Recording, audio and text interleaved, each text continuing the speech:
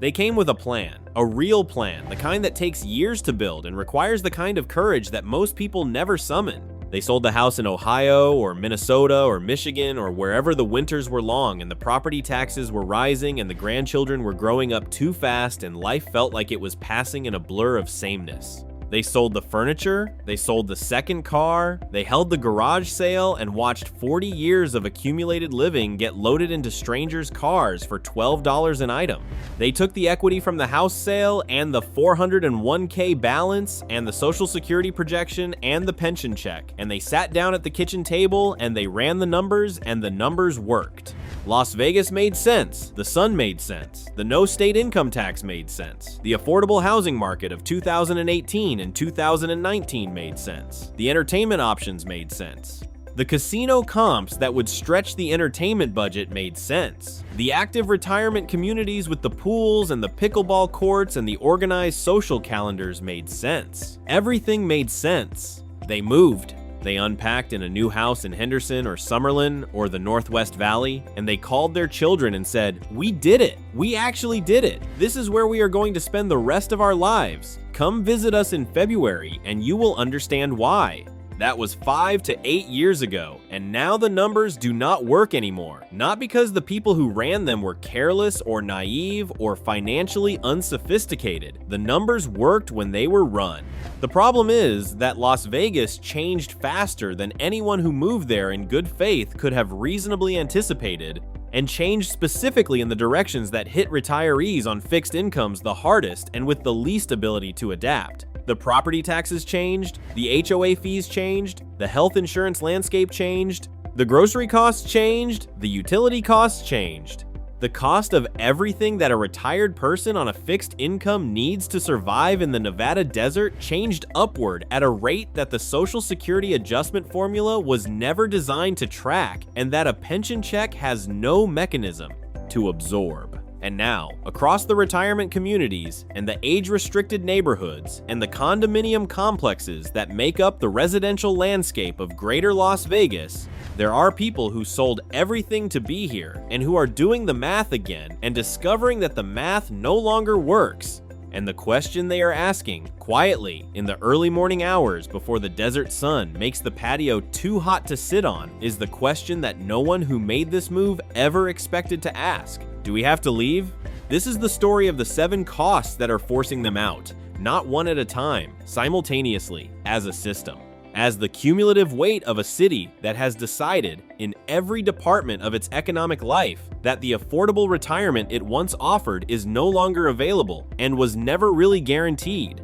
The first cost is the one that nobody saw coming because it came from a direction that seemed like good news when it started: the housing market. When the retirees who moved to Las Vegas in 2018 and 2019 bought their homes, the market was reasonable.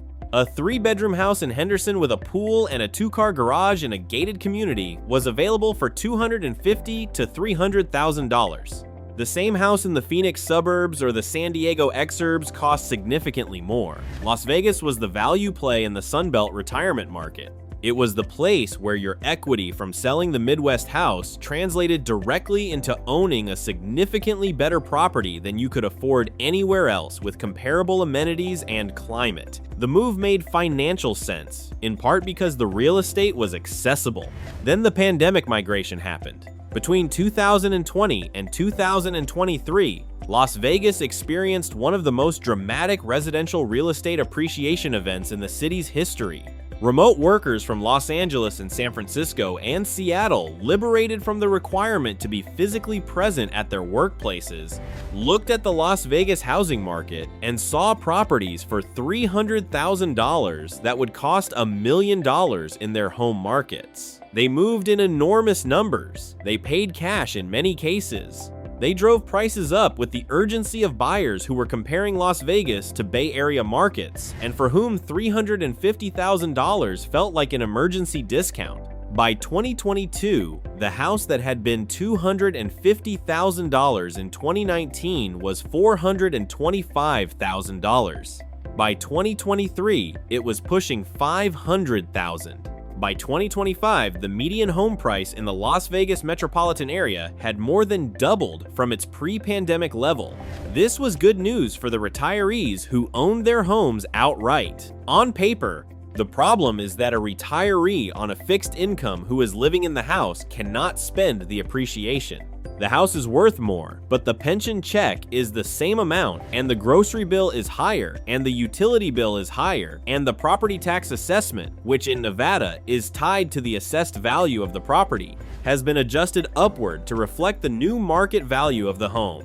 The appreciation that looked like wealth on paper became a tax burden in practice. The retired couple who bought their Henderson home for $280,000 in 2019 and watched it appreciate to $490,000 by 2024 received an updated property tax assessment that increased their annual tax bill by over $1,000. On a fixed income, $1,000 a year is not a rounding error. It is a grocery budget, it is a medication budget. It is a real reduction in the financial headroom that made the retirement plan work when the numbers were run at the kitchen table in Ohio. The second cost is the utility bill. Nevada is a desert. This is not a surprise to anyone who moved there. The summers are brutally hot and the air conditioning runs continuously from May through October, and everyone who moved to Las Vegas knew this and incorporated it into their retirement budget calculations. What they did not incorporate, because the rate had not yet been established when they made their calculations, was the NV Energy rate increases that have occurred across multiple adjustment cycles in the last several years. NV Energy, the monopoly utility that serves the Las Vegas Valley, has received regulatory approval for rate increases that have substantially elevated the cost of residential electricity in a market where the summer cooling load is extreme and unavoidable. A retired couple living in a 2,000 square foot house in Henderson in the summer of 2025 is paying an electricity bill that is meaningfully higher than the bill the same house would have generated in 2019 using the same amount of electricity. The rate has changed. The consumption has not. The fixed income that was calculated against the 2019 rate is now being measured against a 2025 rate. And the gap between them does not close because the Social Security cost of living adjustment formula uses a consumption basket that reflects average American household spending patterns rather than the specific, extreme cooling requirements of retirees living in the Mojave Desert. The COLA does not fully compensate for what happens to your utility bill when you live in a place where the outdoor temperature exceeds 110 degrees for weeks at a time and you are 73 years old, and the heat is not something you can tolerate the way you could at 45. The third cost is healthcare. Nevada has one of the least robust healthcare infrastructure networks of any major American metropolitan area relative to its population size. Las Vegas, a city of nearly 2.5 million people, has fewer hospital beds per capita than the national average, fewer primary care physicians per capita than the national average, and a specialist physician supply that falls short of what a population with the age distribution of greater Las Vegas actually requires. This shortage of supply relative to demand produces predictable market outcomes. Healthcare in Las Vegas is expensive. The wait times for specialist appointments are long. The concierge medicine practices that offer shorter wait times and more attentive care charge premium prices that are entirely disconnected from what a retired person on Medicare and a supplemental plan can reasonably absorb.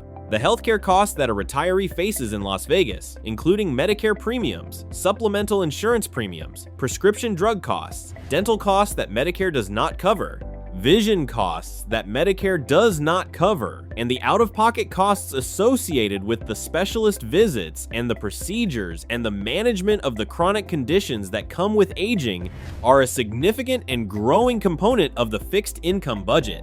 They were significant when the retirement budget was calculated, and they have grown faster than the cost of living adjustment in the years since. The retiree who is managing diabetes and hypertension and the beginning of arthritis and the dental work that 70-year-old teeth require is spending money on healthcare every month that was not fully accounted for in the 70-year-old teeth. Original retirement calculation, and the gap between what was projected and what is actually being spent is growing annually. The fourth cost is the HOA fee. The The retirement communities and gated neighborhoods and age-restricted condominium complexes that make up a significant portion of the Las Vegas retirement housing market are almost universally governed by homeowners associations that charge monthly fees for the maintenance of common areas, the operation of community amenities, and the management of the shared infrastructure of the development. These fees were disclosed at purchase. They were part of the calculation, but HOA fees are not fixed. They are set annually by the HOA board, and they reflect the actual costs of maintaining the community, which include landscaping costs, utility costs for common areas, insurance costs, repair and maintenance costs, and the reserve fund contributions required to pay for major future expenses like roof replacement and pool resurfacing, and the repaving of community streets. All of those underlying costs have increased substantially in the post-pandemic inflationary environment. Landscaping contractors charge more, liability insurance premiums have increased, construction costs for repair and maintenance projects have increased dramatically and not come back down. The HOA fee that was $350 a month in 2019 is $490 a month in 2025 at many Las Vegas area communities, and the HOA board that sets it is not doing so arbitrarily. They are passing through the actual cost increases of maintaining a community in an environment where every input cost has gone up. The retiree on a fixed income who did not budget for a 40% increase in their HOA fee over 6 years is absorbing that increase from a budget that has no elasticity. Something else gets cut. Usually food or medication or the trip to visit the grandchildren. That was one of the reasons the retirement plan was supposed to work. The fifth cost is the grocery bill. Nevada does not have a strong agricultural economy. The food that is sold in Las Vegas grocery stores is transported in from California and Arizona and further across desert highways in refrigerated trucks at a logistics cost that is built into the shelf price of every item in every store. The cost of food in Las Vegas has always reflected this transportation premium, and the post-pandemic inflationary surge in food prices nationally hit Las Vegas consumers at the combined rate of the national inflation plus the transportation cost increase that followed the rise in diesel fuel prices. A retiree who was spending $400 a month on groceries for 2 people in 2019 was spending closer to $550 for the same basket of goods in 2025. The difference of $150 a month is $1,800 a year, subtracted from a fixed income budget that was not designed to absorb it. The grocery cost increase is not the largest individual cost increase on this list, but it is the one that is felt most immediately and most constantly because it arrives every week in the form of a receipt at the checkout counter, and the number on that receipt is always higher than the number that was in the mental model when the retirement plan was built. The sixth cost is the one that no financial planner included in the retirement projection because it did not exist in its current form when most of these retirements were planned. The cost of being a Las Vegas resident in an economy that has been restructured around extracting maximum revenue from visitors. This requires explanation because it is subtle and pervasive and does not appear as a single line item on any budget spreadsheet. When Las Vegas was structured as a city where the casino subsidized everything, where the visitors' gambling losses paid for cheap food and cheap rooms and free entertainment that the locals also benefited from, being a Las Vegas resident carried an economic advantage that people who lived elsewhere did not have. You could eat at a casino buffet for $12. You could see a show for $20 with a 2-drink minimum. You could get your car's oil changed at a price that was competitive with anywhere in the country because the local service economy was not distorted by the tourism premium. That Las Vegas is gone. The casino no longer subsidizes the food. The buffets are closed or cost $50. The entertainment is priced for tourists who flew in from New York and are spending their discretionary income on a special occasion rather than for locals who go out twice a month on a budget. The service economy of Las Vegas has been inflated by the wages required to compete with the tourism and casino industry for workers, and those wages are embedded in the cost of everything a Las Vegas resident buys from a local business. The plumber charges more because he could be working in a casino and he knows it. The dentist charges more because the market will bear it in a city full of employed casino workers with union benefits. The auto mechanic, the restaurant, the dry cleaner, the hair salon, all of them are pricing in a market that has been elevated by the tourism economy, and the retiree on a fixed income who is not a tourist and is not benefiting from the tourism economy is nevertheless paying tourism-inflated prices for every local service they use. The seventh cost is the one that nobody talks about because it involves admitting something that requires confronting the gap between the retirement that was dreamed and the retirement that is being lived. It is the cost of being far from family in a city that has become hostile to the middle-class budget. When the retirement move was made, the calculation included the visits. The children would fly in for long weekends. The grandchildren would spend spring break in Las Vegas. The family would gather at the house with the pool and the warm weather in February when everyone else was buried in snow, and everyone would agree that this move was the right decision.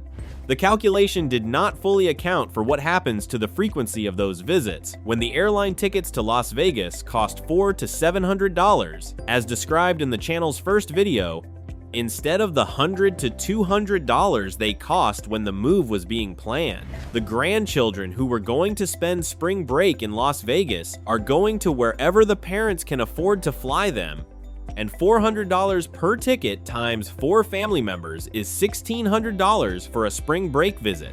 The children who are going to visit every other month are visiting twice a year because the tickets and the hotel, because they cannot stay in the spare room every visit, have become a significant expense for families who are not themselves wealthy. The retirement that was supposed to be surrounded by family visits is not surrounded by family visits. It is surrounded by phone calls and video chats and the specific, quiet loneliness of being far from the people who matter most in a city that used to make the distance feel worthwhile because the lifestyle was so good, and has stopped making it feel worthwhile because the lifestyle is no longer what was advertised.